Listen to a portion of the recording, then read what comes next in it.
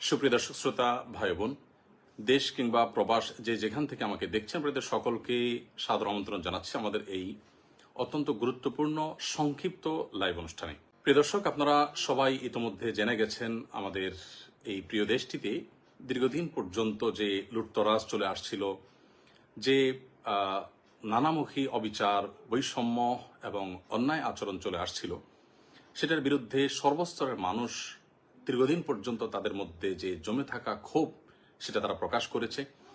ছাত্র জনতার গণ আন্দোলনে ইতিমধ্যে আমরা জানি যে সরকার পতন হয়েছে।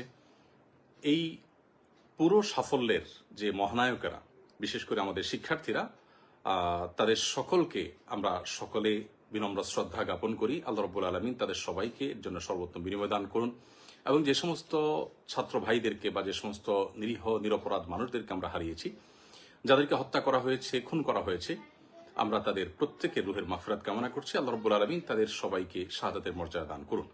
প্রিয় দর্শক ভাই বোন, যে বিষয়টিকে আমি শুরুতেই বলতে চাই তা হলো যে বর্তমানে যে আনন্দঘন একটি পরিবেশ চলছে, এই পরিবেশে আমরা দেখতে পাচ্ছি যে অনেক সুযোগ সন্ধানীরা এমন সব কাজ করছে যে এই পুরো অর্জনটাকে ম্লান করে দেওয়ার জন্য সেগুলো যথেষ্ট হতে পারে। তোমাদের থেকে একটি গুরুত্বপূর্ণ বিষয় হলো যে লুটতরাজ চলছে।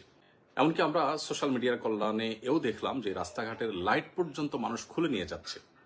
যারা রাস্তাঘাট থেকে লাইট খুলে নিয়ে যাচ্ছে, যা হাতের কাছে পাচ্ছে সেটাকেই তারা ভেঙে নিয়ে যাচ্ছে এবং যেখানে পাচ্ছে সুযোগ সেখানে তারা লুটতরাজ করছে।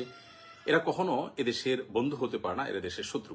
এই মানুষগুলো কখনো শিক্ষার্থী বা প্রকৃত অর্থে যারা আন্দোলনকারী ছিল তারা নয়। এই মানুষগুলো অবশ্যই সুযোগ সন্ধানী এবং এই লুটপাট যে কোনো মূল্যে আমাদেরকে বন্ধ করতে হবে।